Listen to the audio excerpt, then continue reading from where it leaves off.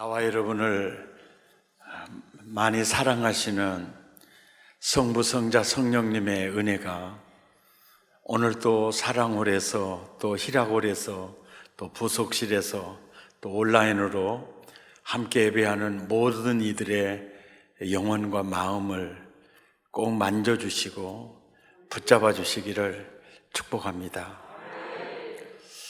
어떤 사람이 유학에 대한 항상 한이 있어서 나이 50이 되어서 미국 유학 길에 올랐습니다.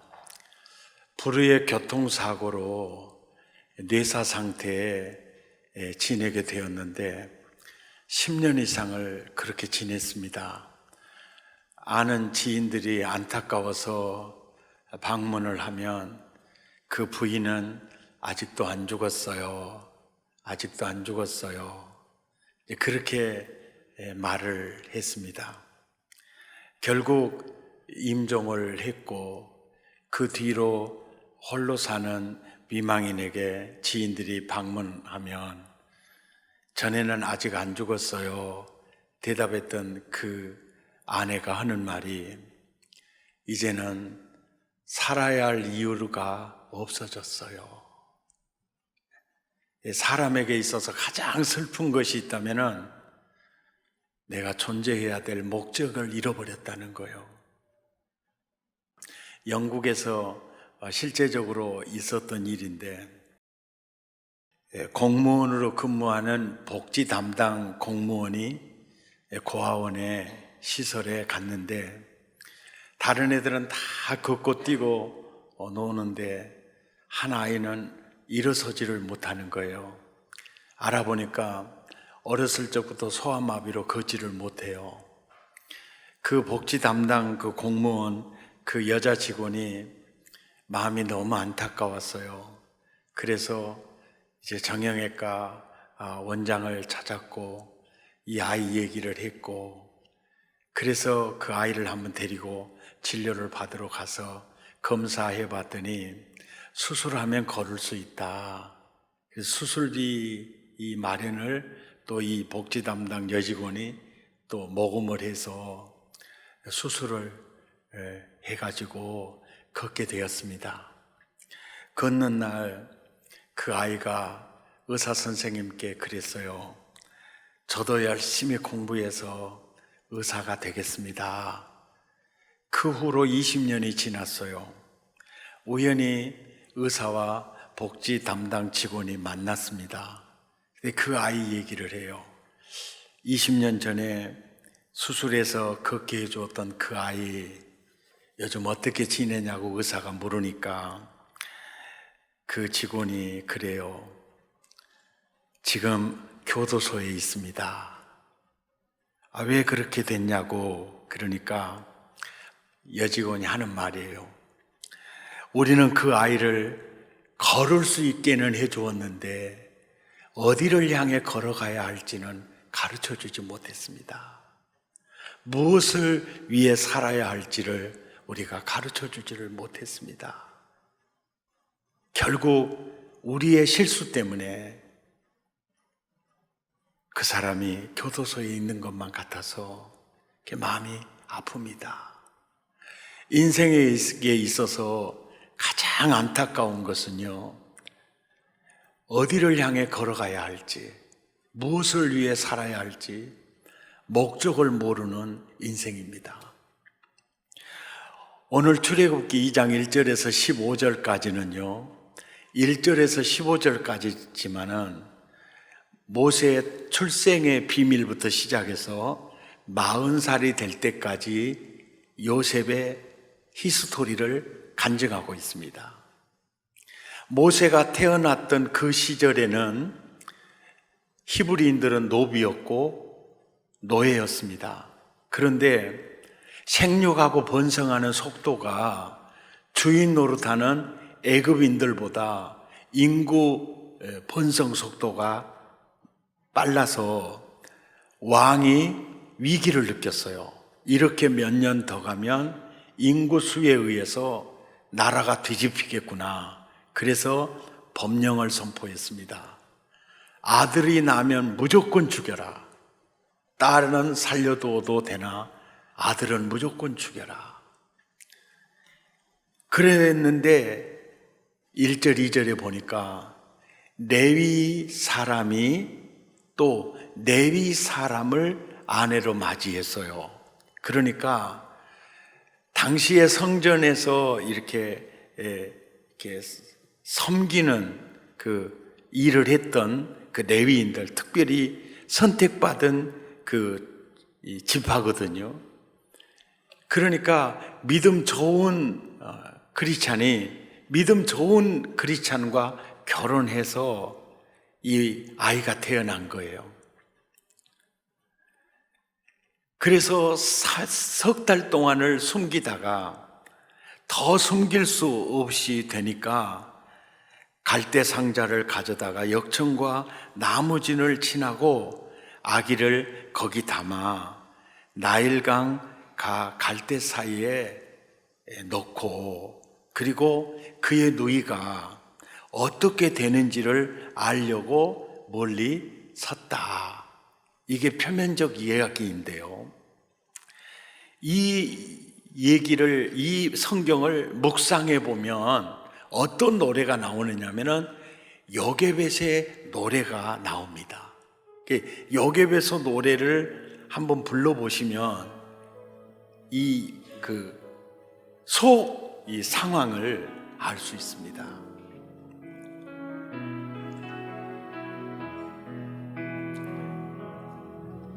작은 갈대 상자 물이 새지 않도록 역청과 나무진을 치라는 어떤 마음이었을까. 그녀의 눈에 눈물이 흐르고 흘러 동그란 눈으로 엄마를 보고 있는 아이와 입을 맞추고 상자를 덮고 강가에 띄우며 간절히 기도했겠지.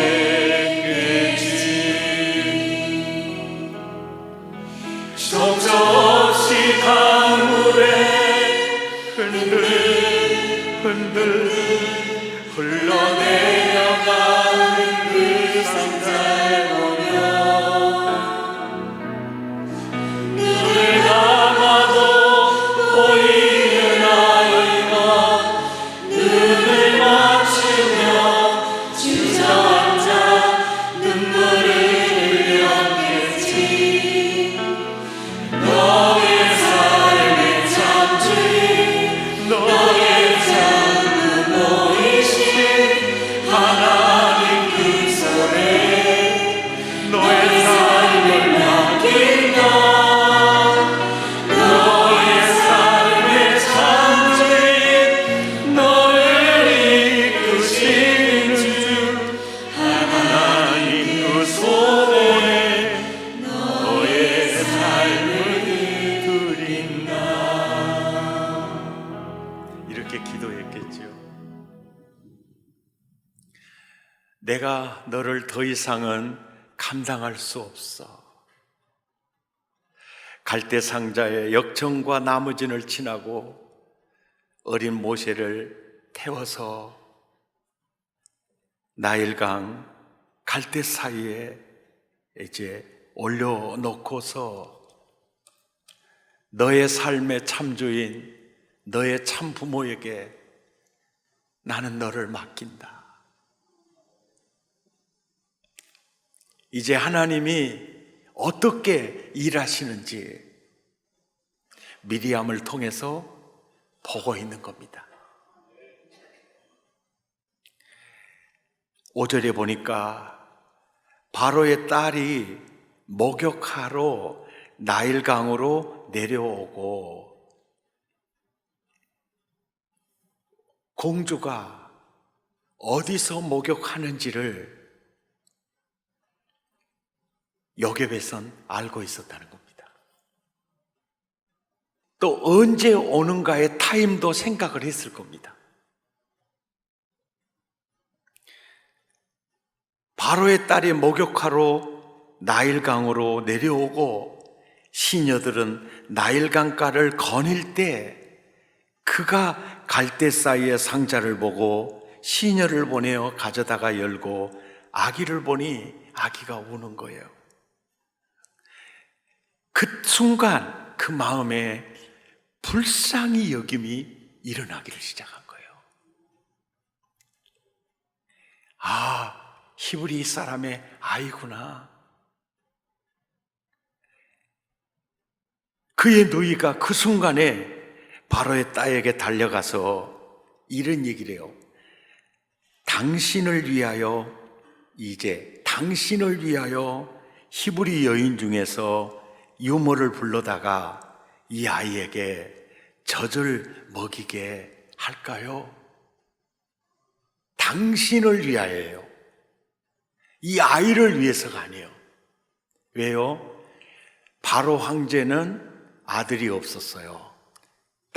이 딸 하나 있었어요. 근데 이 딸도 아들이 없어요. 그러니까 이 마음속에 이 아이를 내 아들 삼아야 되겠다라고 하는 마음이 딱 드는 거예요. 그래서 당신을 위해서, 당신의 아들을 위해서 내가 젖을 먹일 수 있는 유모를 불러드릴까요? 그럴 때 바로의 딸이 그 아이를 보고 이게 왜 내 아이야? 그게 아니에요. 빨리 데려와 이러는 거예요. 뭐요? 이 아들은 이제 내 아들이야. 그래서 바로의 딸이 빨리 가서 유모 데려와. 이게 뭐요? 이 아들은 이제 내 아들이야. 구절에 바로의 딸이 그에게 이르되 유모에게 말해요. 이 아기를 데려다가 보세요. 아기를 위하여가 아니에요. 나를 위하여. 이 아이는 내 아들이야. 이 아이는 내 인생이야. 이 아이는 내 희망이야. 그래서 나를 위하여 이 아이에게 젖을 먹여주어라. 완전히 입적한 사건이에요. 이제부터 이 아이는 내 아들이다. 그래서 삭슬 주는 거예요. 10절에 이제 그 아이가 자랐어요. 자란 모세를 데리고 이제 공주에게로 이제 데리고 들어가서 그때부터 모세는 궁에서 살게 돼요. 그리고 10절에서 11절 사이에는 이제 약 36년의 세월이 흘러요. 11절에 이제 장성했어요. 이제 모세가 40살이 됐어요. 장성을 했어요. 장성을 한 후에 한 번은 자기 형제들에게 나가서 그들이 고되게 노동하는 것을 보고 있었어요. 그때 모세는 이들이 내 형제야. 나는 나의 정체성, 나는 바로 애굽인이 아니야. 애굽인들에 의해서 노예 생활하는 히브리인이 바로 내 형제들이야. 어떻게 알았을까요? 젖을 빨리면서 요게벳이 아들아, 너는 공주의 아들이지만 사실은 내 아들이야. 너는 애굽인이 아니라 하나님의 선민이야. 이것을 잊으면 안 돼. 분명한 정체성을 얘기를 했고 그 뒤로 또 궁에 가서 또 만나서 또 아부터 서비스를 했겠죠. 교육 서비스를 했겠죠.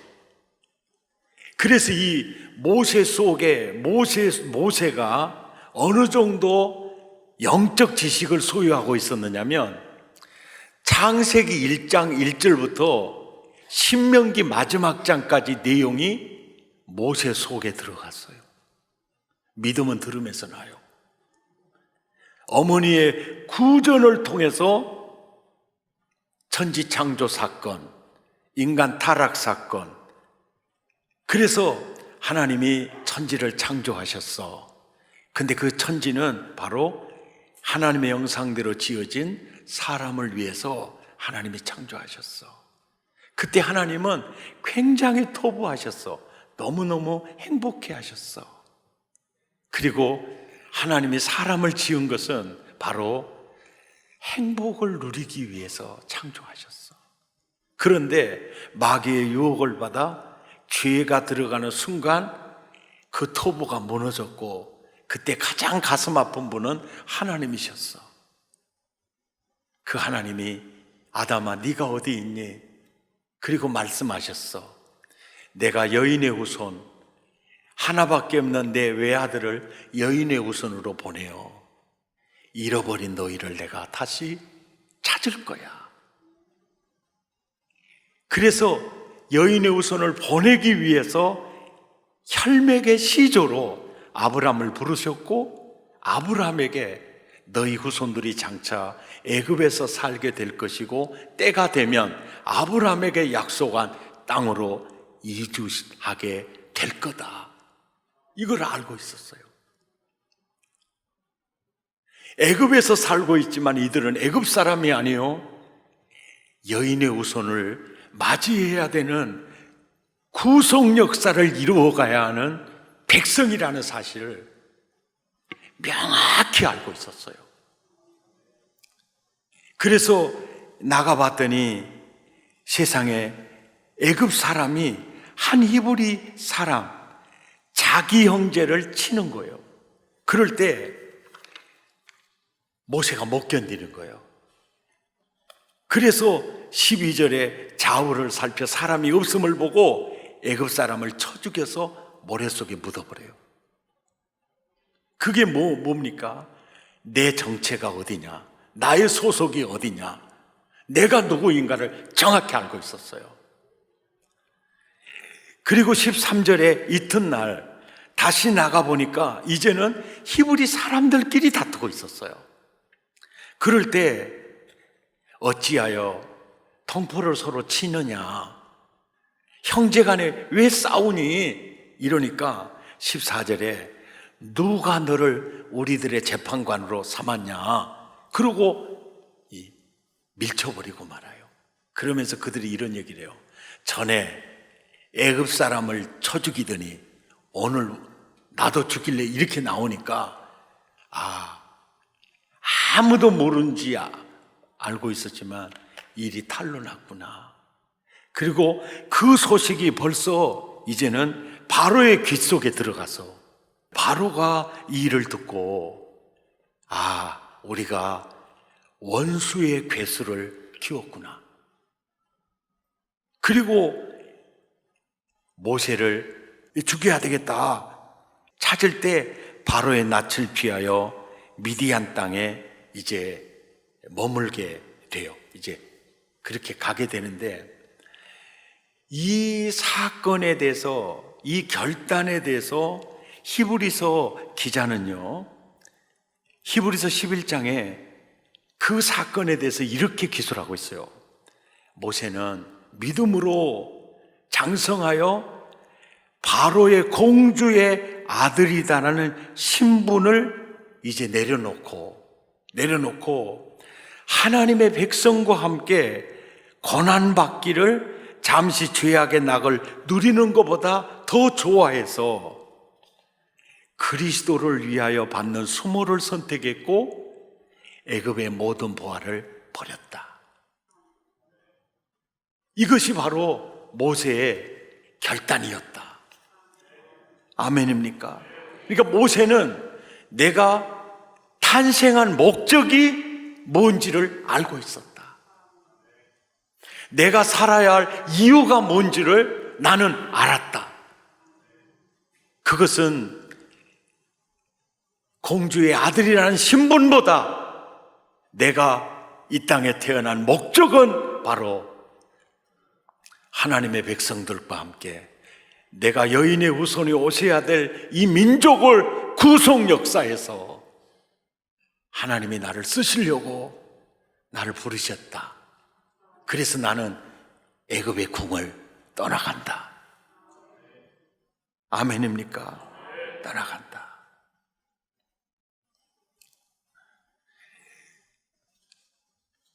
모세는 하나님의 선민들에게 꼭 가르쳐주고 싶은 내용이 삶의 목적과 존재의 이유를 가르쳐주고 싶었어요. 그리고 그것을 가르칠 때 가장 효과 있는 교육 방법으로 자기 신앙을 고백하고 있습니다. 내가 이렇게 해서 출생했고 내가 애굽의 공주의 아들로 이렇게 자랐고 내가 이 땅에 태어난 탄생의 목적이 바로 이 백성을 출애굽시키는 것이고 장차 메시아가 오는 길목을 마련하는 것이 이것이 내 삶의 이유라는 걸 알았고 그래서 나는 궁중의 보화를 내려놓았다. 그리고 그 길을 갔는데 그것이 나의 결단이었는데 하나님은 나의 손을 통해서 수많은 이적을 행하셨고 이 민족을 출애굽시키셨다. 자기 간증을 하고 있는 거예요. 출애굽기 32장 31절부터 보면은요, 이스라엘 백성, 이제 여인의 후손이 오실 그 백성이 범죄해서 하나님께서 내가 이 백성 진멸해 버리겠다고 할 때 하나님 그리 마옵소서, 이 백성을 용서해 주십시오. 그 용서해 달라고 할 때 그 백성을 통해서 오실 메시아를 보았고 세계 복음화가 이루어질 걸 보았어요. 내 이름을 지워서라도 그리하지 마옵소서. 아멘입니까? 모세가 모세오경 창세기를 기록할 때 이렇게 기록해요. 아담이 독초하는 것이 좋지 않아서 하와를 짓죠. 하와는요, 아담을 위해서 지어요. 아담을 위해서 짓습니다. 남편을 위해서 아내를 지어요. 그리고 남편은요, 아내를 위해서 지어요. 이것이 성경의 진리예요. 아담이 독초하는 것이 좋지 않으니까 아담을 위해서 아내를 창조하고, 그리고 남편도 아내를 위해서 창조해요. 남편들아, 그리스도께서 교회를 위하여 자기를 십자가에 내준 같이 해라. 이것이 남편의 존재의 이유고 아내의 존재의 이유예요. 그런데 오늘날 대부분의 사람들은 시집가고 장가가면서 내가 저 남편 때문에 행복해져야 돼. 완전히 코드가 빗나가 버리는 거예요. 그래서 가정이 지옥이 돼요. 하나님의 창조의 디자인대로 살면, 여보, 내가 태어난 이유는 당신을 위하여야. 여보, 내가 태어난 이유도 당신을 위하여요. 이것이 하나님이 디자인하신 생의 목적입니다. 성경대로 살면 가정은 천국이 돼요. 창세기 12장 2절에서 3절에 아브라함을 부르시는 사건을 모세가 기록하면서 아브라함을 보세요. 아브라함만을 위해서 내가 너에게 복을 줄게, 내 이름을 창대하게 할게, 너 자식 줄게, 그리고 그 자식으로 큰 민족을 이루게 할게. 이것은 바로 너에게 주는 복이지만 이걸 주는 이유가 뭐냐? 땅의 모든 족속에게 너는 복이 되어야 돼. 이것이 네가 존재해야 될 이유야. 하나님이 나를 이 시대에 탄생을 시켜서 훈련시켰습니다. 우리는 그 마음 가져야 돼요. 내 존재 이유는 이 직장을 위하여, 내 존재 이유는 이 민족을 위해서, 이 마음을 가져야 돼요. 사장입니다. 직원들이 있어요. 내 존재 이유는 바로 직원들을 위하여. 이것이 하나님이 디자인하신 분명한 라이프 원리입니다. 원리. 이게 반대가 되면 지옥 같은 사회로 변해요. 그래서 수많은 갈등 속에 살아가게 돼요. 마태복음 4장 19절에 하나님이 베드로를 부르면서도 그래요. 베드로야, 내가 너를 부르는 이유는 너만을 위해서가 아니야. 사람을 구원하는, 사람 낚는 업으로 내가 너를 부르는 것이다. 이것이 우리의 하나님의 선민의 존재 목적이 바로 여기 있다. 바울을 부를 때도 그래요. 바울아, 내가 너만을 위해서 너를 부른 게 아니다. 이방인을 위해 내가 너를 불렀다. 임금들을 위해 내가 너를 불렀다. 이스라엘 백성들을 위해 내가 너를 불렀다. 이것이 너의 존재의 목적이다. 그렇다면 나와 여러분을 향하신 하나님의 마음도 뭘까요? 우리는 이것을 놓치면 안 됩니다. 내가 살아야 할 이유가 뭔가? 땅의 모든 족속에게 복이 되라. 이 말은요, 내가 만나는 모든 사람에게 너는 복이 되어야 된다.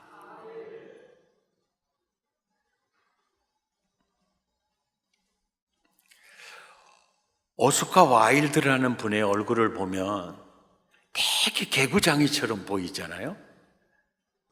근데 사람은요, 진짜 생긴 대로 놀아요. 이분이 작가인데 이분의 작품을 보면요, 역발상이 굉장히 많아요. 이게 정상적인 사람이 쓰는 그 글 쓰는 스타일이 아니에요. 이 사람이 성경을 보고 그게 굉장히 궁금한 게 있었어요. 그래서 예수님이 소경의 눈을 띄워주고 안진뱅이를 걷게 하고 또 이렇게 귀신 들린 장녀를 회복시켜 줬잖아요. 그 기사를 읽으면서 딱 그 생각을 한 거예요. 이 사람들이 지금 그 후로 어떻게 살았을까, 이게 궁금한 거예요. 그래서 추리소설을 쓰는 겁니다. 그래서 예수님이 그때 내가 고쳐준 그 사람들 어떻게, 안진뱅이 내가 이렇게 세워줬는데 어떻게 지내고 있나 예수님이 방문을 했어요. 근데 그 안진뱅이가 먼저 알아봐요. 나 부활해서 성천하신 줄 알았는데 아직 안 하셨냐고. 어쩐 일이냐 그러니까 나 부활하고 성천했는데 자네 어떻게 지내나 보려고 내가 왔네.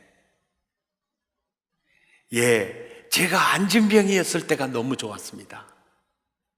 안진뱅이일 때는 도와주는 사람이 많아가지고 내가 일을 하지 않아도 얼마든지 살 수가 있었습니다. 예수님이 나를 이렇게 세워주셔가지고 누가 도와주는 사람이 없고 이렇게 살다 보니 한 잔, 두 잔 하는 게 제가 알코올 중독자가 돼버렸습니다. 사람 되라고 일으켜 놓았더니 어찌 그렇게 살고 있나. 그러고 지나가는데 깡패 두목을 만났어요. 예수님이 아니십니까? 저 모르시겠습니까? 저 예수님이 장님이었던 내 눈을 띄워줬지 않습니까? 그런데 어쩌다가 깡패 두목이 됐나? 눈을 뜨고 세상을 보고 사람을 보니까요, 안 입고 더럽고 치사하고요. 주위에 펼 사람들이 한둘이 아니라서 한 놈씩 두드려 패다 보니까 내가 깡패 두목이 돼버렸습니다. 사람 되라고 눈을 띄워줬더니 어찌 그렇게 살고 있나.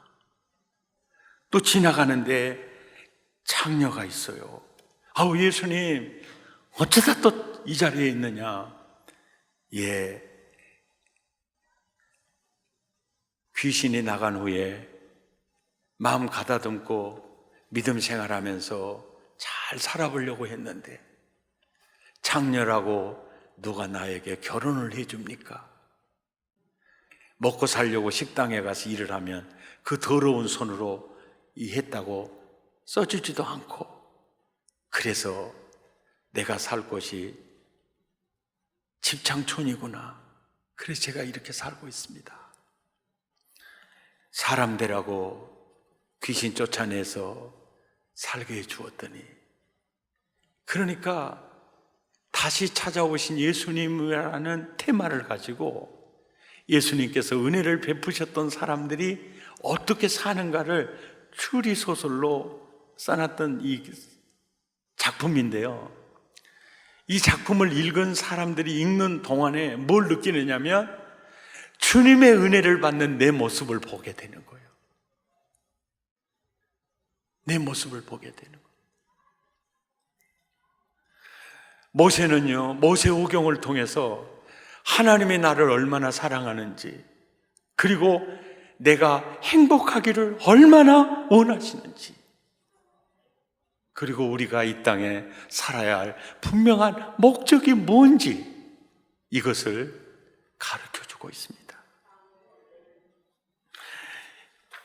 이번에 특시에 이면수 목사님을 통해서 많은 은혜를 받고 저도 반성할 점이 참 많은 걸 깨달았습니다. 교회가 절대로 놓쳐서는 안 될 두 가지가 있었지요. 하나는 복음을 놓치면 안 되고, 또 하나는 복음 전하는 삶을 놓치면 안 된다. 정말 하기 힘든 자기 고백을 하시더라고요. 나는 종교 배우였습니다. 전도도 했고 설교도 했고 다 했습니다. 그런데 지나고 보니까 나도 모르는 사이에 매너리즘에 빠져서 진짜 복음의 불을 잃어버리고, 그래서 내가 죄인이었습니다.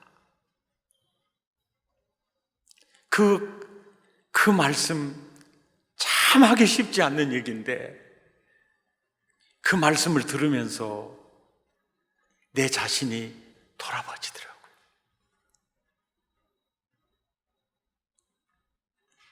이번 집회는 진짜 나를 위한 집회였구나.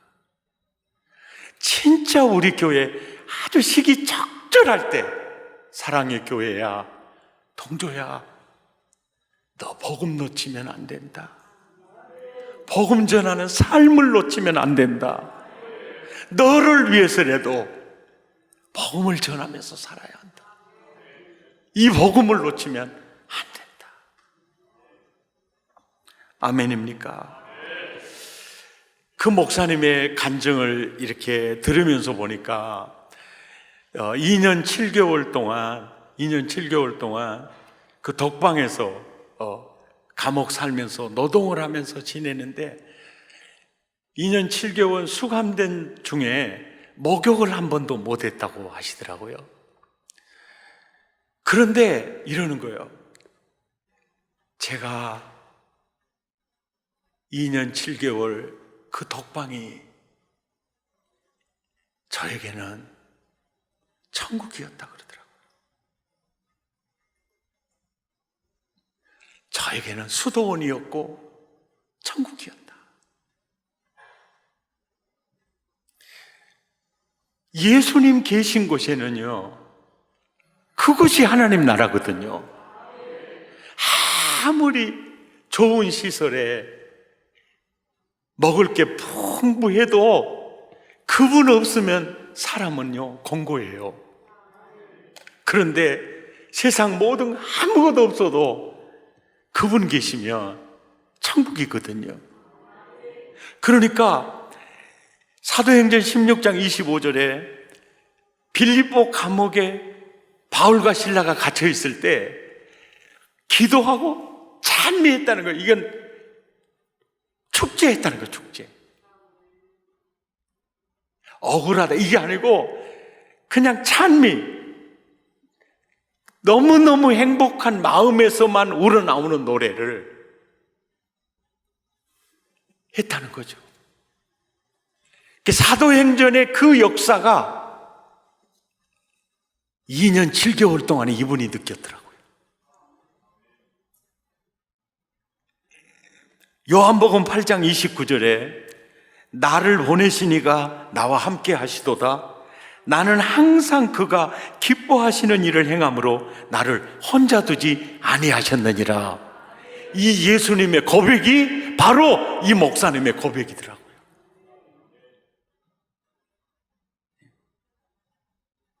주님이 머무른 곳에 가고, 그래서 북한 선교를 위해서 양식이 없으면 양식 갖다 주고, 목욕탕 지어주라 그러면 목욕탕 지어주고, 고아들을 위해서 고아원 지어주고, 양로원도 지어주고, 그래서 평생 그 사역을 하면서 들어가는 비용이 자기를 통해서 이 섬겼던 비용이 565억이랬잖아요. 그런데 그 돈을 그 교회에서 다 후원하는 게 아니고 전 세계에서 그 사역을 위해서 물질이 쩌벅쩌벅 들어오더라는 거예요. 이것이 바로 볼지어다 내가 세상 끝날까지 너와 항상 함께 있으리라. 성경의 그 역사 그대로 체험하고 사시는 거예요. 이렇게 구제하고 도와주는 포커스가 뭐냐면 복음 전에서 그들을 구원하기 위해서. 그러니까 계속 섬기니까 마음의 문이 열리고, 그런 역사가 일어나는. 그분의 간증을 들으면서 성경이 진짜 사실이구나. 하나님 기뻐하시는 일하니까, 존재의 목적을 따라서 사니까 하나님이 그를 혼자 두지 않는다. 나와 여러분 꼭 그런 인생 함께 살아가십시다. 복음을 놓치면 안 됩니다. 복음 전하는 삶을 놓치면 안 돼요. 이분은 김중곤 목사님의 완전 제자로서 CCC에서 14년 동안 간사로 지내셔서 사형리를 가지고 주로 전도하는데, 사형리 전도법이 아주 좋은 전도법이에요. 이게 사형리를 아시나요? 사형리를 아시나요? 사형리를 아십니까? 이게 뭐냐면요, 4가지 영적 원리입니다. 4가지 영적 원리예요. 첫째 원리는요, 하나님이 당신을 사랑한다는 겁니다. 그리고 하나님이 당신을 향하여 놀라운 계획을 가지고 계신다는 것입니다. 세 번째 원리는 죄 때문에 인간이 하나님의 사랑을 모르니까 누리지 못하고 사는 겁니다. 그래서 이 죄 문제를 해결해 주시려고 하나님이 하나밖에 없는 독생자를 보내주셨습니다. 그를 믿는 자마다, 그를 영접하는 자마다, 그에게로 돌아오는 자마다 구원받습니다. 자유를 얻습니다. 천국을 얻습니다. 그래서 전도하는 거예요. 4가지 원리를 시간 있으면 다 해도 되지만은 4가지 원리 중에 한 가지만, 형제여, 하나님이 형제를 사랑해. 사랑하면 내가 이렇게 살아요? 그거는 구원받지 못해서 그런 거야. 그 사랑을 받아들이지 않아서 그러는 거야. 하나님의 형제를 향해 놀라운 계획을 가지고 있어. 안 그런 것 같아요. 놀라운 계획이 아니라 조그만 계획도 없는 것 같아요. 형제여, 운전대를 그분에게 맡겨봐. 당신의 인생의 운전대를 당신이 지금 잡고 살고 있잖아. 당신을 움직이는, 당신이라는 기업을 움직이는 CEO를 예수 그리스도에게 한번 맡겨봐.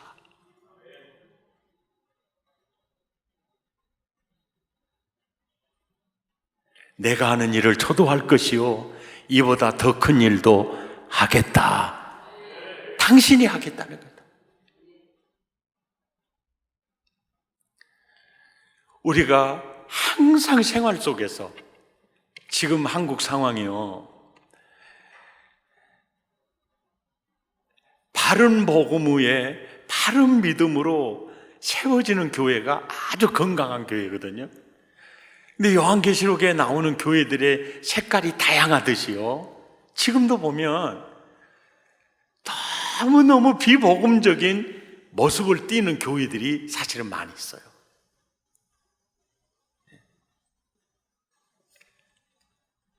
그러다 보니까 교회 이미지가 너무 안 좋아졌어. 그러니까 전도하는 데는 어려움도 많이 있지만, 그러나 중요한 것은 예수는 싫어하지 않습니다. 예수는 싫어하지 않아요. 그러니까 우리는 그냥 순수 복음을 전할 필요가 있어요. 하나님이 당신을 사랑하십니다. 당신을 향하여 놀라운 계획을 가지고 있습니다. 하나님은 당신이 행복하기를 원하세요. 아멘입니까? 하나님은 당신 행복하게 원하세요. 예수님에게 당신의 운전대를 한번 맡겨보세요. 이렇게 복음을 전하다가 욕을 먹을 수도 있고 우리가 핍박을 받을 수 있어도요, 그것은 모두가 하늘의 상급과 면류관이 될 겁니다. 예. 주님 말씀하셨어요. 세상 끝까지 내가 너와 함께 있으리라. 이게 가서 복음 전하고 세례 베풀고 이런 사람에게 볼지어다 내가 세상 끝날까지 항상 너와 함께 있겠다. 정말 복음에 취해서 사는 사람들 대부분 보면 사도행전에 주님이 함께 했던 모습들이 그대로 있거든요. 오늘 이 시대에 복음을 위해서 자기 몸을 드리는 이면수 목사님의 수많은 간증을 통해서 저분은 꼭 사도행전적 목사님 같다. 그리고 사도행전에 나타난 주님의 일하심을 누리고 사는 사람이구나. 하나님의 선민교육, 생의 목적이 뭐고 삶의 이유가 뭔지를 모세는 자기 간증을 통해서, 자기 삶을 통해서 우리에게 가르쳐주고 있습니다. 승리하시기를 예수 이름으로 축복합니다. 함께 찬양합니다. 주의 성령의 강물이 나를 채우고 넘쳐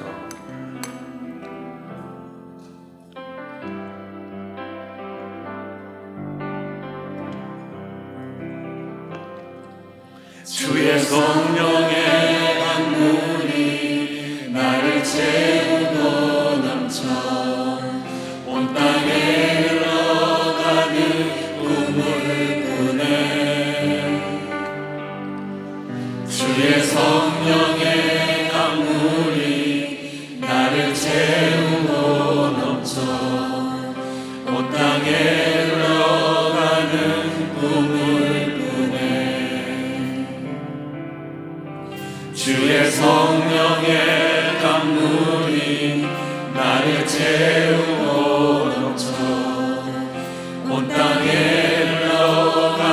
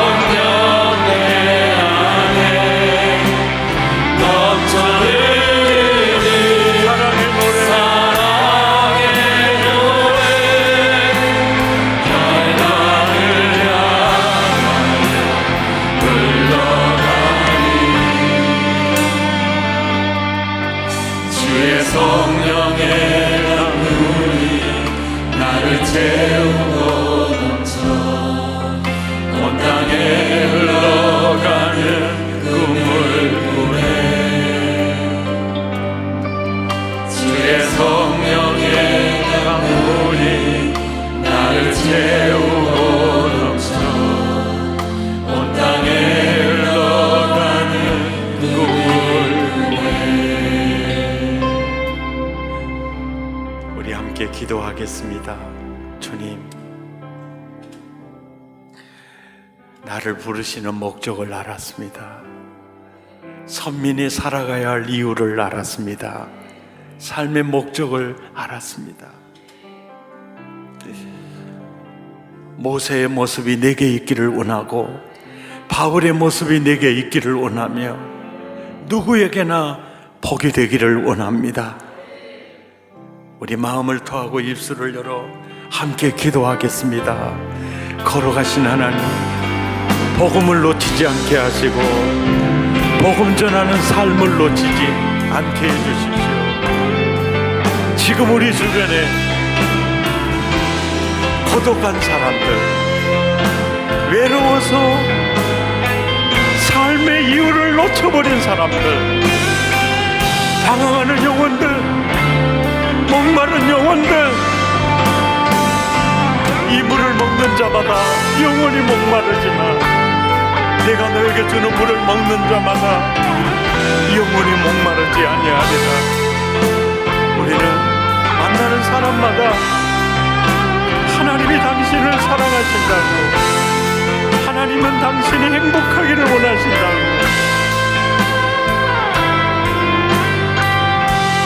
하나님, 우리는 늘 그 복음을 전하며 살게 해주시옵소서. 하나님은 당신을 향해 놀라운 계획을 가지고 있다. 이 하나님을 깨닫지 못하고 하나님의 사랑을 누리지 못하고 행복하지 못하는 것, 죄 때문이라고. 그 죄 문제 해결하려고 예수님이 십자가를 지셨다고. 누구든지 그를 영접하는 자마다 하나님의 자녀가 되는 영광스러운 천국을 누린다고 끊임없이 전하면서, 하나님, 내 평생의 복음 전하면서, 내 평생의 복음을 전하면서, 내 평생의 이 진리를 전하면서